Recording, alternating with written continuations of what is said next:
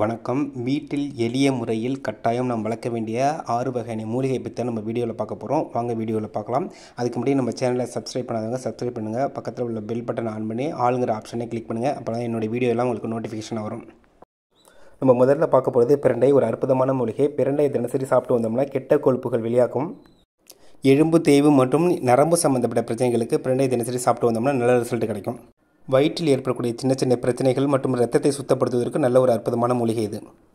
இரத்தத்தை சுத்தப்படுத்துவது மட்டுமில்லாமல் இரத்தத்தில் உள்ள கெட்ட கொழுப்புகளை வெளியேற்றும். இதயத்தை பலப்படுத்தி பசியின்மை போக்கும்.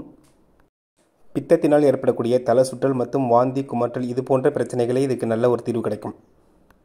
கழுத்து வலி, இடுப்பு வலி, இது மாதிரி ஜாயிண்ட் பெயின்களுக்கெல்லாம் பிரண்டையை எண்ணெய் மாதிரி செஞ்சு அதை நம்ம பயன்படுத்தி வந்தால் நல்ல ரிசல்ட் கிடைக்கும். இது போன்று அதிக நன்மையில் தரக்கூடியது பிரண்டை.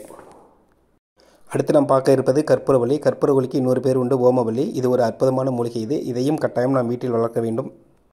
நாள்பட்ட சளி, தும்மல், அலர்ஜி, சுவாச உறுப்புகளில் ஏற்படக்கூடிய பிரச்சனை எல்லாத்துக்குமே ஓமவல்லியை நம்ம தினசரி பயன்படுத்தி இருந்தோம்னா நல்ல ரிசல்ட் கிடைக்கும்.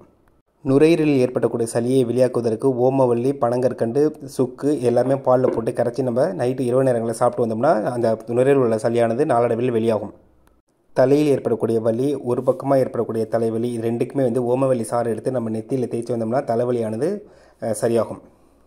தொண்டை வலி, அடுக்கு தும்மல், இதற்கு காலையில் நம்ம வெறும் வயிற்றில் ஓமவல்லி கஷாயம் நம்ம சாப்பிட்டு வந்தோம்னா அது சீக்கிரத்தில் குணமடைகிறது நமக்கு தெரியும். குழந்தைங்களுக்கு ஏற்பட சளிக்கு ஓமவல்லி இலை, ஜீரகம் ரெண்டுமே ஒன்றா அரைச்சி அந்த கஷாயத்தை நம்ம குழந்தைங்களுக்கு உள்ளுக்குள் கொடுத்தோம்னா அவங்களுக்கு சளி பிரச்சனைகள், நெஞ்சில் உள்ள சளி, இந்த மாதிரி பிரச்சனைகள் எல்லாத்துக்குமே அது நல்லா குணமடைகிறதுக்கு நல்ல வாய்ப்பு. ஓமவல்லி சாறு எடுத்து ஒரு 20 நிமிஷம் தலையில் தேய்ச்சி வந்தோம்னா தலையில் உள்ள பொடுகு, பேன் இந்த மாதிரி பிரச்சனைகள்லாம் முற்றிலும் குணமடைகிறது நல்லா நமக்கு தெரியும். ஓமவல்லி இலையில் இவ்வளவு மருத்துவ பயன்களுக்கு இதுவும் நீங்கள் கட்டாயம் வீட்டில் வளர்க்க வேண்டும். அடுத்து பார்த்திங்கன்னா கருவேப்பிலை. கருவேப்பிலை கண்டிப்பாக வீட்டில் எல்லா வீட்டிலும் இருக்கும். இருந்தாலும் நான் சொல்கிறேன், கருவேப்பிலை வாசனைக்காக மட்டுமல்ல, இதில் நிறைய மருத்துவ பயன்கள் இருக்குது. கருவேப்பிலையில் விட்டமின் ஏ அதிகமாக இருக்கிறதுனால கூந்தல் பராமரிப்புக்கு ஒரு முக்கிய பங்கு வகிக்கிறது. கருவேப்பிலையை நெய்யில் வறுத்து அதை பொடி செஞ்சு அதை தினசரி நம்ம சாப்பிட்டு வந்தோம்னா இளநீரை மற்றும் செம்பட்டை அடைஞ்ச முடி உதிர்தல் எல்லாத்துக்குமே நல்ல முக்கிய பங்கு வகிக்கிறது. கூந்தலுக்கு பராமரிப்பிற்கு கருவேப்பிலை முக்கியமான ஒரு மூலிகை. வாயில் துர்நாற்றம் உள்ளவங்க கருவேப்பிலை இலைகளை உருவிட்டு அந்த காம்போ காலையில் வெறும் வயிற்றில் போட்டு மின்று வாயை சுத்தம் செய்தால் துர்நாற்றம் முற்றிலும் குணமாகிடும்.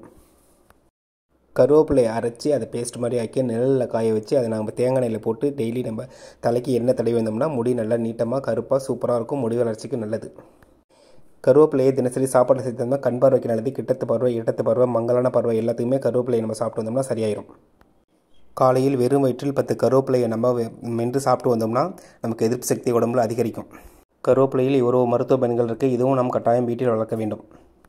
அடுத்து நாம் பார்க்க இருப்பது கரிசலாங்கண்ணி. இது ஒரு அற்புதமான மூலிகை. இது முடி வளர்ச்சிக்கு முக்கியமான பங்கு வகிக்கிறது. கரிசலாங்கண்ணியை அரைச்சி தலையில் தேய்ச்சி ஒரு 20 நிமிஷம் கழித்து நம்ம குளிச்சு வந்தோம்னா தலை நல்லா முடி கருப்பாக இருக்கும், முடி கொட்டாது, தலைக்கு நல்லா கூலிங்காக இருக்கும்.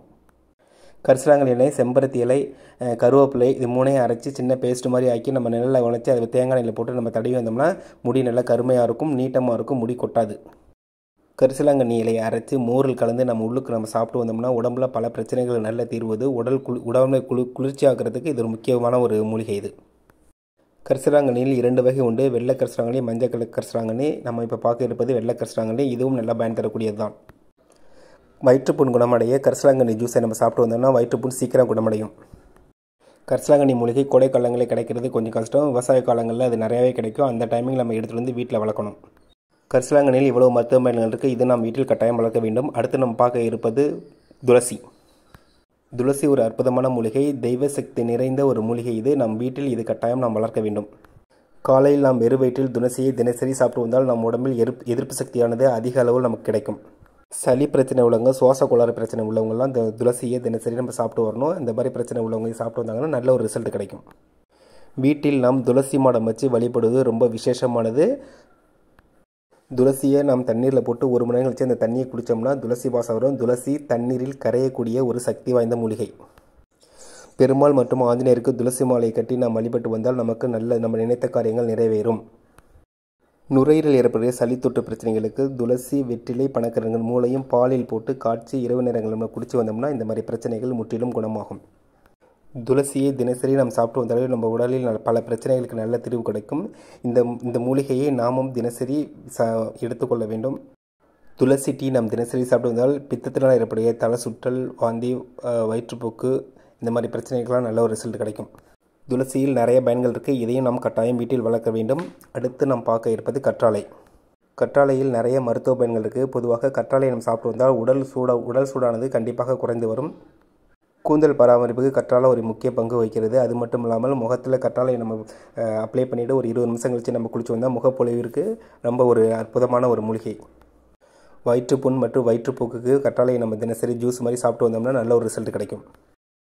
காலையில் வெறும் வயிற்றில் பெண்கள் கற்றாழை ஜூஸை சாப்பிட்டு வந்தாங்கன்னா பெண்களுக்கு இருக்கக்கூடிய மாதவிடாய் காலங்களில் ஏற்படக்கூடிய வயிற்று வலி, வயிற்றில் ஏற்படக்கூடிய சின்ன சின்ன பிரச்சனை எல்லாத்துக்குமே இந்த கற்றாழையானது நல்ல ஒரு ரிசல்ட் கிடைக்கும்.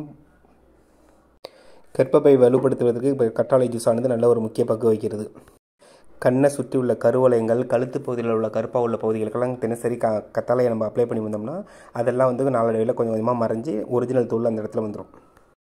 இது போன்ற கற்றாழையில் எண்ணற்ற பயன்கள் இருக்குது.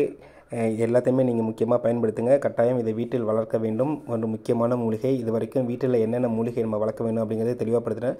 நம்ம வீடியோ பிடிச்சிட்டா லைக் பண்ணுங்கள், கமெண்ட் பண்ணுங்கள், மறக்காமல் சப்ஸ்கிரைப் பண்ணுங்கள். நன்றி.